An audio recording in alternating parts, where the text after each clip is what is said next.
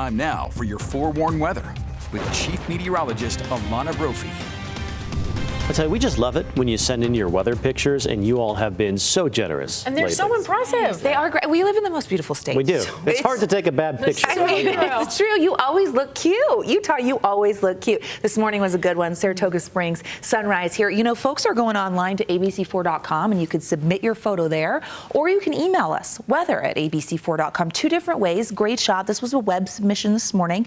And then we ended the day really nicely. Mark Hemsworth sharing this one with the weather team of the sunset in Cedar City. You notice the cloud cover. We still have lingering moisture out there, and that led to a few storms. There were just a few pop-ups. This one coming from Bountiful with heavy rain moving through. We saw one move over North Salt Lake, same storm cell, and it definitely impacted the freeway. It's a heavy, brief downpour. Tonight, there are still a few storms out there. Forewarned radar bringing you to the eastern side of the state towards Castle Country, over Green River and south of it, and then near Vernal with some lightning. We're watching the West Desert because we've got some lightning in the distance. If that tracks closer towards Tooele County and moves over the lake, we could see some showers and storms overnight along the Wasatch Front. Another good one from Cedar City. Thank you, Susan. Towering cumulus. They were building through the afternoon, but overall a little drier with that southwesterly flow. Satellite radar shows you our setup. So we've got our high pressure, but we're really watching this upper level low because it's going to be a big weather player for the Beehive State in the coming days. We're going to watch as it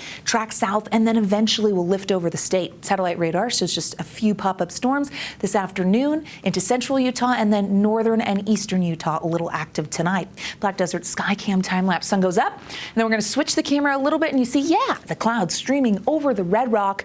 Moisture present in southwestern Utah, but the big talker tomorrow in the southwestern corner of the state and the West Desert will be the winds. Pretty shot of that sun going down. 80s, so running above average. 88 in Salt Lake, 84 is our average. We saw 80s in northern Utah, 90 in Moab, 95 in St. George, fairly seasonal. That's where they should be this time of year.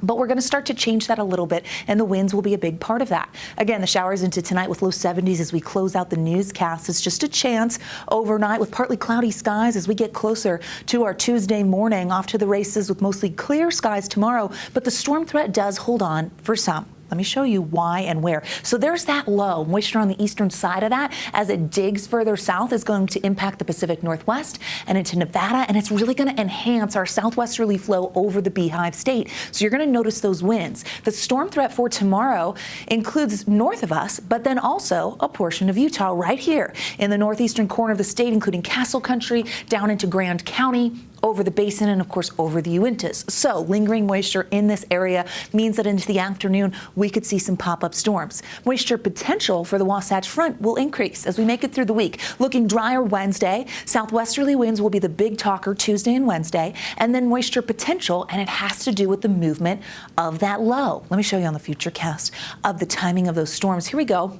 Just after midnight in Utah County in the Wasatch back, you see how those move over the Uintas and towards I-80 in Evanston into the overnight. Ogden could see some showers. The Ogden Valley could also.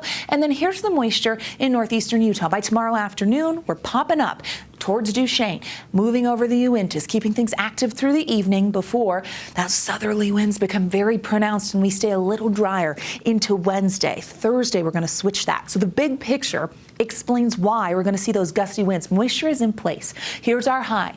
There's that upper level low. As we get through our Tuesday, it's going to start to move inland. Now there's moisture with that, but as it gets closer to the Beehive State and in between these two systems, the southwesterly winds really pick up. So Tuesday and Wednesday, gusty winds are expected. That will contribute to above average temperatures. But we also are going to keep our eye on fire danger. Now, the low is going to dig along the California coast with that moisture through Thursday, which means on the eastern side of it, Utah could see some of that with isolated storms. It lifts on Friday over the Beehive State, and there's potential for some scattered storm activity that could linger into your Saturday. I want to forewarn you so you know why. There's going to be moisture present. We stay a little bit unsettled, though, into next week. We like the rain. We'll take it. Any bit we can get, especially after these hot summer months. 80s for tomorrow, still above average. The winds could push us a little higher. 90s not out of the question for the Wasatch Front. 90 in Moab, 95 in St. George. As we take a look in the next 7 days in Washington County, drier, temperatures easing because those winds upslope and actually cool St. George, which is why you get 90s Wednesday and upper 80s on Thursday. Slight chance Friday. but a cooler stretch for southern Utah. Here's the Wasatch Front, where we see those 80s turning into 70s. Isolated storms Thursday, more scattered Friday. Temperatures dropping a little bit, and then drier conditions into next week. But tomorrow, upper 80s, possibly some 90s, and the chance of a storm. You've been forewarned. Brian, Sarah, over to you.